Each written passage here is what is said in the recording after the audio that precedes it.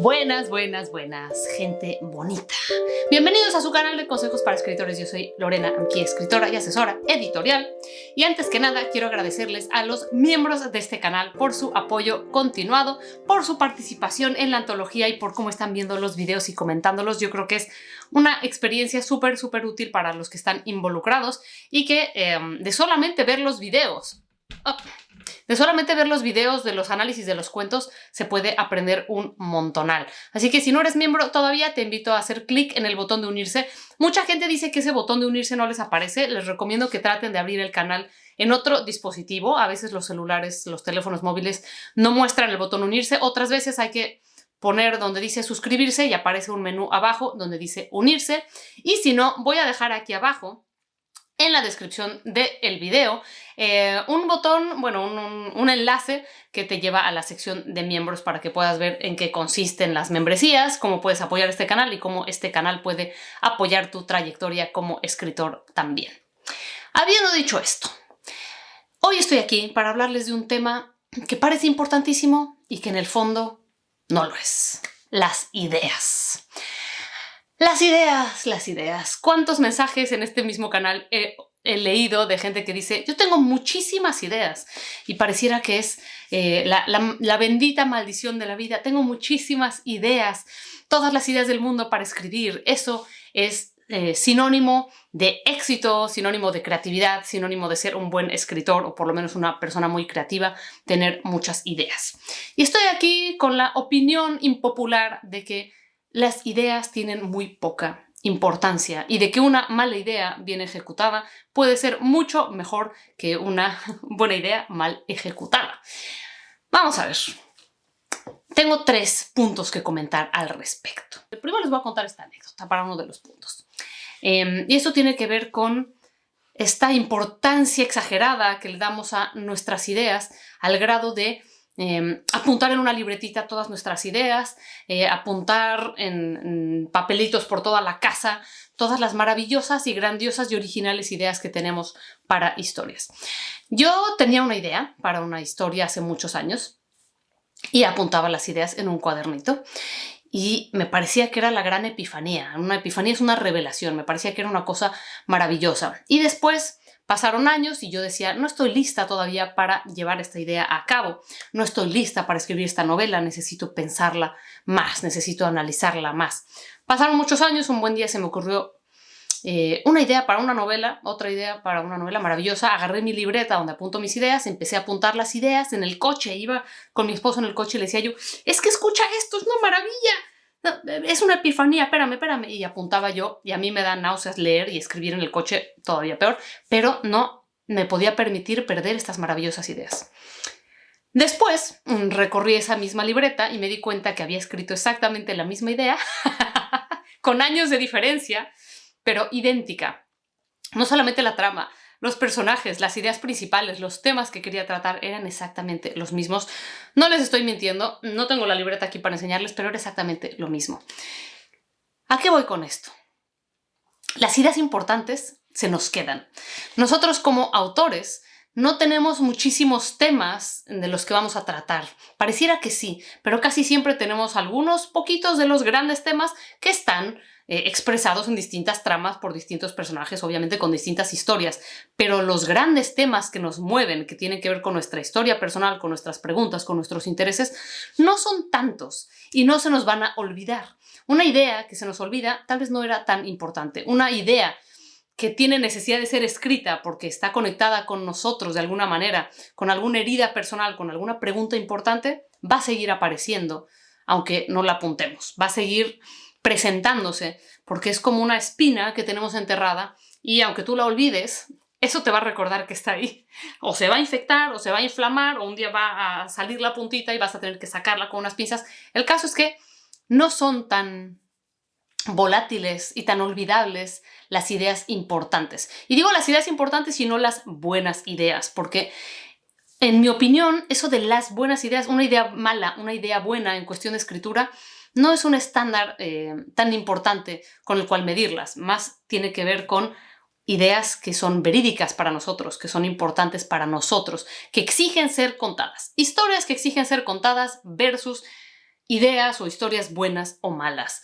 Nadie puede juzgar lo buena o mala que es una historia hasta que está escrita, porque lo que más importa es la ejecución y no la idea en sí.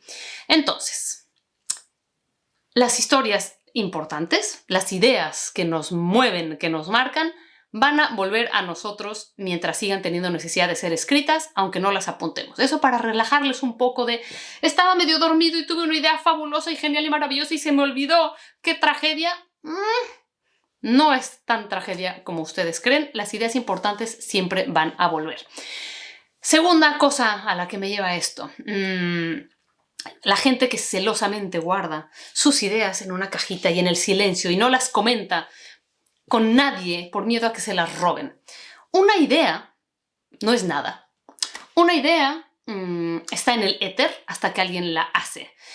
Una idea, incluso de un invento maravilloso que va a cambiar la vida de toda la sociedad, tú puedes tenerla en teoría y si no la llevas a cabo y no la haces, da igual, no importa quién la tuvo. A fin de cuentas, el que la hizo primero y el que la llevó a cabo primero es el que inventó el foco, ¿no? Dicen que fue uno y luego dicen que fue el otro. El que agarró y la hizo, pues ese fue, ¿no? No digo que no haya plagio, no digo que no haya gente pirateando ideas, robando ideas. Lo que quiero decir es que este celo excesivo de todo el mundo me quiere robar mi idea es bastante exagerado. La piratería de esta manera, no piratería, el plagio, el robo de ideas no ocurre tanto como ustedes creen, porque para eso tiene que ser una idea que conecte con muchas personas y una idea que es sumamente personal. No va a conectar en su origen con muchísimas personas porque es sumamente personal. Lo único que nosotros podemos aportar es nuestra visión personal de esa misma idea que muchas otras personas seguramente han tenido. ¿Una distopía es una idea original? No. ¿Un animal gigante que amenaza el mundo es una idea original? Tampoco. ¿Dos amantes de distintas familias rivales es una idea original? Tampoco. Ni siquiera Romeo y Julieta fue original en su momento. Ya existían mitologías anteriores que hablaban de los amantes de familias rivales. Ninguna idea es realmente original después de tantos miles de años de historia humana. Lo original es la ejecución. Los recursos, la cantidad de recursos que tú tengas, tanto emocionales como intelectuales como literarios, para traducir esta idea en algo novedoso, en algo original. Entonces, las ideas están en el éter, o sea, están ahí volando. Yo voy caminando y ¡plup! Se me ocurrió una idea. Escucho una conversación y ¡plup! Se me ocurrió una idea. Y esa misma conversación la puede escuchar el otro escritor que está en la misma cafetería y de la misma idea saldrán distintas cosas. Mayor prueba que esto no hay que la propia antología que se llama Menú del Día y tengo 80 cuentos, todos son totalmente diferentes. La interpretación de Menú del Día para 80 personas ha sido totalmente distinta.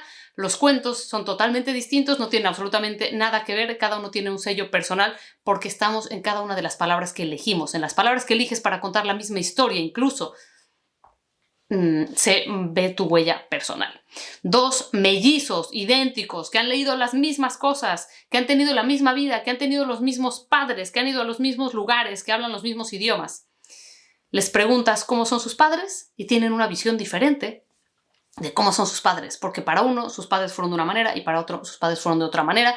En fin, la percepción cambia y es tan personal que lo mejor que podemos hacer es conocernos profundamente a nosotros mismos, conocer nuestros filtros, conocer nuestras referencias para producir algo original a través de nuestra voz personal mezclada con todas estas influencias. Entre más influencias tenemos, entre más leemos, entre más vivimos, entre más olemos, entre más vemos, conversamos y nos alimentamos de todo lo que el mundo tangible e intangible tiene para ofrecer, pues más elementos tendremos para mezclar con nuestra visión única y ofrecer algo original. Entonces, hay ideas que se parecen, hay ideas que se repiten, incluso hay un inconsciente colectivo que hace que pasen cosas como la que me pasó hace unos meses cuando fui al Museo Thyssen-Bornemisza en Madrid. El Museo Thyssen-Bornemisza había puesto una maravillosa exposición que lo que mostraba era este inconsciente colectivo. Yo iba con otra persona en el museo y le iba explicando algunas cosas, ¿no?, de la exposición, porque bueno, yo sabía un poquito y ella tenía curiosidad y entonces le podía contar algunas cositas y me decía, pero es que esto y esto son idénticos y este sí lo conozco, yo sí conozco a, no sé, Picasso, ¿no? Y este otro es igualito. le copió y no le había copiado. Era un artista que estaba en otro lado del mundo y que había adquirido un estilo similar en ese caso a Picasso, ¿no? ¿Y qué quería decir esto? ¿Que se copiaban todos entre sí? No, que no solamente es que pudiera haber un inconsciente colectivo, lo cual ocurre muchísimo en literatura. Hay cosas que a todos los humanos nos llaman la atención y por lo tanto que se van a repetir estas historias. En cuestión de pintura, en cuestión de arte y en otras muchas disciplinas, lo que se ve es una progresión histórica natural. ¿Qué quiero decir con esto? Había un momento en que lo que más había en todas partes era el arte sacro. El arte sacro era lo que interesaba en ese momento porque los que pagaban ese arte, los que tenían para pagar, eran las iglesias y lo que se representaba era eso. Y el arte estaba en las iglesias y en los lugares de estudios religiosos. Después de eso, bueno, podría darles toda la clase de historia al respecto de la progresión del arte, pero después nos empezamos a interesar cuando dejamos de ser dios-centristas y nos volvimos humanocentristas o antropocéntricos. Empezamos a interesarnos por el cuerpo humano y ahí tenemos el David y ahí tenemos otros puntos que nos interesaban más en ese momento. ¿Eso quiere decir que se estaban copiando los artistas entre sí? No, quiere decir que hay una progresión histórica natural en donde que nos lleva a, antes hacíamos esto y ahora como humanidad nos interesa esto otro, es una progresión natural. Después nos interesaron otras cosas, después cuando ya habíamos hecho arte realista perfectamente detallado, fue como, bueno, ahora ¿qué es lo que sigue? Pues mi propia manera de ver el mundo y entonces hay impresionismo y hay expresionismo y hay cubismo y el cubismo, por ejemplo, fue una tendencia que se vio en muchos lugares del mundo a la vez. No se estaban copiando entre sí. Había una progresión histórica en el mundo del arte que hacía que hubiera esta misma búsqueda, igual que la poesía de hoy entre sí se parece y la poesía de hace siglos también se parece entre sí. No quiere decir que todos se estuvieran copiando. Probablemente se estaban influenciando por los mismos antepasados. Claro, hay que subirse en los hombros de los gigantes de antes de nosotros. Eso siempre se ha hecho y está bien. Si no, tú hoy agarras y pintas cubismo y dices, oh, yo inventé esta tendencia. No, no la inventaste tú. La viste en algún lado, se mezcló con lo demás que has visto y estamos tratando de producir algo nuevo, algo que nos saque del statu quo, algo que aporte una cosa nueva a la visión del mundo del ser humano, a la búsqueda del ser humano, que es lo que hacemos a través del arte. Por eso, guardarnos nuestras ideas, yo creo que tiene que ver con un miedo más profundo. No es tanto a que nos roben las ideas, sino a ¿qué tal si cuento mi idea y alguien me dice, esa historia yo ya la leí en algún lado? Creo que ese es el miedo que más bien tiene mucha de la gente que guarda muy celosamente sus historias, que no busca ni siquiera lecturas beta, que no busca opiniones externas. Creo que les da miedo que les digan, esto se parece a otra cosa que yo ya leí. Cuando en el fondo probablemente todo se parece a algo que hemos leído, pero tiene que tener un puntito original, tiene que tener algo nuestro. Y como eso es lo único que podemos aportar, por eso digo yo que escribir es una cosa personal, es una búsqueda personal. Gente me ha preguntado en este canal, oye, no todo lo que se escribe es una búsqueda personal tan profunda, tan solemne. A veces escribimos solo para entretener, sí, pero ¿qué hace que tu libro escrito para entretener se diferencia de otros? Tiene que haber algo, y ese algo eres tú. Tú eres lo único que es único. Tú eres lo único que es verdadero, ¿no? El único que puede ser distinto a otro humano es otro humano. No, historias pueden parecerse, estilos de dibujo pueden parecerse, pero tiene que haber algo y ese algo eres tú, ¿no? Entonces, íbamos haciendo esa gira por el Museo Thyssen-Bornemisza y la narrativa de esa exposición era esa, porque ustedes saben que los curadores también acomodan las exposiciones muchas veces contando una historia. Y en ese momento la historia era esa, era decirnos, miren cómo hay tendencias que van a través del espacio y que toda la gente que ha leído las mismas cosas o que han visto el mismo arte, ¿no? En este caso obviamente arte pictórico, todos los pintores que estudian pintura en el siglo tal, habían visto a los pintores de los siglos anteriores, que habían sido este y este y este, y su progresión natural estilística los hizo probar las mismas técnicas después. Y eso era la narrativa de esa exposición. Mira qué interesante que en Francia, en Italia, en algunos lugares de África se estaba haciendo lo mismo cuando no había comunicación entre estos artistas. ¿Por qué?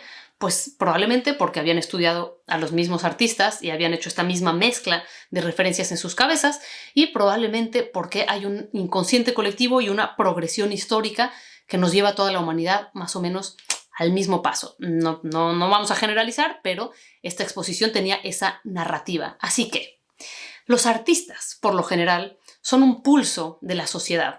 Cuando a mí me llegan en el mismo año 10 novelas distópicas para evaluar, quiere decir que hay un malestar en la sociedad, ¿no? Los autores que me contactan, los clientes que me contactan para que les dé mi opinión acerca de sus novelas, si todos están escribiendo sobre los mismos temas, no quiere decir que se están copiando unos a otros.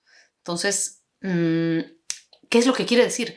Quiere decir que hay un interés social en esto, que esto está moviendo cosas, que todo el mundo tiene estos miedos, porque nos estamos alimentando de las mismas noticias, de la misma situación actual, estamos viendo los mismos tsunamis, estamos viviendo el mismo calentamiento global, y eso da como resultado un interés en ciertos temas, en ciertas historias.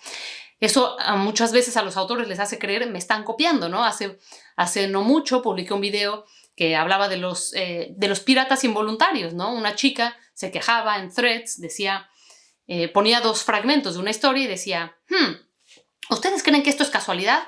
Yo creo que no. Y estaba acusando a alguien de plagiarle un párrafo de su texto. Y el texto era todo estos clichés eróticos que todos conocemos, ¿no? Contó los lunares de su espalda mientras trazaba una constelación tal y tal, y su cabello, negro como ala de cuervo, contrastaba con su piel blanca como la porcelana y suave como la seda, y después la besó furiosamente. Y entonces eran prácticamente idénticos. Y yo leí eso y dije, esto yo lo escribí también alguna vez. ¿Se lo copié a alguien? No necesariamente, pero son lugares comunes, son frases que ya están tan dichas, que ya están grabadas en nuestra cabeza y se nos da muy fácil utilizarlas, como los refranes, como las frases hechas, ¿no? Como los tópicos. Entonces, estamos pirateando, tendríamos que guardar celosamente esas ideas. ¿Podía esta chica atacar a esta otra chica de plagio? En mi opinión, para nada. En mi opinión, las dos habían escrito lo mismo porque se habían alimentado del mismo tipo de literatura y había dado como resultado lo mismo. ¿Qué podía pasar? ¿Qué se puede hacer contra eso? Contra el hecho de que todos tenemos las mismas referencias culturales, de que, pues, en primera, alimentarse más. Entre más te alimentas de cosas que no conoces, entre más te alimentas de cosas fuera de lo absolutamente comercial, de los bestsellers, y tratas de buscar literatura que está ofreciendo distintas cosas, que tiene una tendencia diferente. Entre más ves películas hechas no solo con el afán de entretener, sino con el afán realmente de investigar algo, de proponer un estilo, una estructura, una actuación, algo distinto, algo novedoso, aunque sea más difícil, aunque requiera más atención, aunque requiera más sensibilidad. Entre más elementos de estos tengas, mejores recetas vas a poder hacer, mejores mezclas vas a poder hacer. Entonces, conclusión. Lo que puedes aportar tú es tu visión de esta idea que 10 personas o 10,000 personas pueden tener. ¿Qué es lo que puede hacer que sea original? Tu ejecución. Y una ejecución necesita no solamente de un conocimiento de uno mismo, sino de un conocimiento de la técnica. Entre más técnicas, mejor vas a poder traducir esa misma idea que puede que tengas tú y que puede que tenga otro que no tiene los mismos recursos que tú. Así que esa es mi opinión acerca de la poca importancia de las ideas. Las ideas están ahí para quien quiera tomarlas, y lo más importante y en lo que debemos de centrarnos es en qué tenemos nosotros para aportarle a esa idea. Muchísimas gracias por escuchar. Nos vemos pronto.